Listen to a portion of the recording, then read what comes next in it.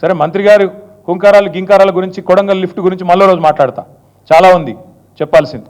ఎట్లా ఎల్ఎన్టీని డిస్క్వాలిఫై చేశారు, అంతర్జాతీయంగా పేరున్న ఎల్ఎన్టీని డిస్క్వాలిఫై చేసి ఇక్కడ ఉండే సుంకిశాలలో ప్రమాదానికి కారణమైన కంపెనీతో జతగట్టి ఇదివరకు బండబూతులు తిట్టి ఆంధ్ర కాంట్రాక్టర్ అని, ఈస్ట్ ఇండియా కంపెనీ అని, మాఫియా అని బండబూతులు తిట్టిన వాళ్ళతో మీరు ఎట్లా జతగట్టారు, ఎట్లా గట్టి ఇవాళ మీరు మీ కంపెనీ అసలు మాకు అర్థం కూడా కావట్లేదు. ఈ రాష్ట్రంలో టెండర్లు పారదర్శకంగా ప్రభుత్వ సొమ్ము ప్రజల సొమ్ము పారదర్శకంగా జరగాల, కానీ ఎట్లా ఉందంటే వీళ్ళు వ్యవహారం ఎంత బరితెగింపు అంటే ముఖ్యమంత్రి బామ్మరిదికి ఒక టెండరు, మంత్రి గారికి ఇంకో టెండరు, ఇంత బరితెగింప. ఎవరు ఏమనుకుంటారన్న భయం లేదు, అసలు ఇది తప్పా ఒప్ప అనే విచక్షణ లేదు.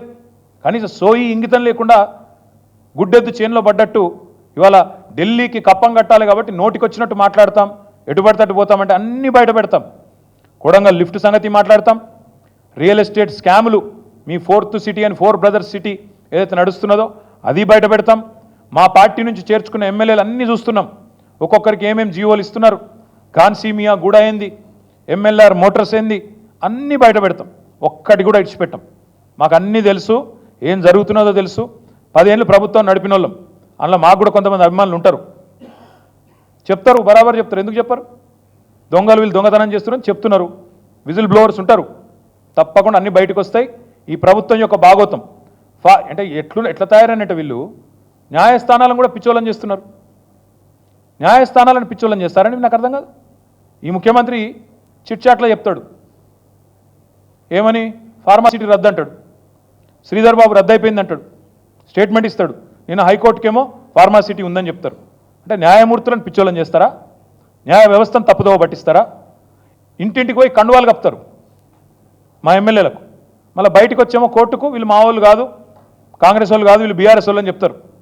అంటే న్యాయ వ్యవస్థను అంత అవమానించే విధంగా, న్యాయమూర్తుల యొక్క తెలివితేటలను కించపరిచే విధంగా, న్యాయమూర్తులను కూడా అవమానించే విధంగా ఈ ప్రభుత్వం వ్యవహరిస్తూ ప్రజలను న్యాయమూర్తులను అందరినీ పిచ్చోళ్ళు అనుకుంటున్నారా? బామ్మర్దులకు టెండర్లు ఇవ్వచ్చు, మంత్రులకు టెండర్లు ఇవ్వచ్చు, ఎవడు మాట్లాడొద్దా? ఆంధ్ర కాంట్రాక్టర్లను మీరు బూతులు తిట్టిన వాళ్ళు, మాఫియా అని తిట్టిన వాళ్ళు, ఈస్ట్ ఇండియా కంపెనీ అని తిట్టిన వాళ్ళు, వాళ్ళకు టెండర్లు ఇవ్వచ్చా? ఎవరు ప్రశ్నించొద్దా? ఇది ఈ మాట్లాడితే మళ్ళీ రాజీనామా, మేమెందుకు రాజీనామా చేస్తామని నాకు అర్థం కాదు. రాజీనామా చేయాల్సిన దగులుబాజీ ఈ ముఖ్యమంత్రి ఆయన మంత్రులు. ఎవడైతే అవినీతికి పాల్పడ్డాడో వాడు చేయాలి, మేమెందుకు చేస్తాం? ప్రజల తరపున అడుగుతూనే ఉంటాం, బరాబర్ అడుగుతాం. తప్పకుండా వీళ్ళని ఎండగట్టే విషయంలో మాత్రం వెనక్కి తగ్గకుండా, నేను అంటున్నా కదా బ్రదర్, బిగ్ టీవీ అనేది ఏదో టీవీ నేనేమంటున్నా అంటే రమ్మను, సివిసికి వస్తాడా, సిట్టింగ్ జడ్జి కాడికి వస్తాడా, రమ్మను, కాగితాలు తీసుకొని రమ్మను, నేను కూడా వస్తా, టైము డేట్ ఆయనే ఫిక్స్ చేయమని, అపాయింట్మెంట్ కూడా ఆయనే తీసుకోమను, రాజకీయాల్లో వదిలేస్తాం. మంత్రి రాజీనామా కాదు, మను కాదు, తప్పు జరగలేదు అని ఈయన గిన్న ఒక థర్డ్ పార్టీ గిన్న ప్రూవ్ చేస్తే, నేను ఆయన కాదు కదా, ఒక జడ్జో సివిసో ప్రూవ్ చేయాలి. ఇద్దరు కొట్లాడుకున్నప్పుడు మేమిద్దరమే తెంపుకుంటామే పంచాయతీ పెట్టుమను, నేను వద్దంటలేను.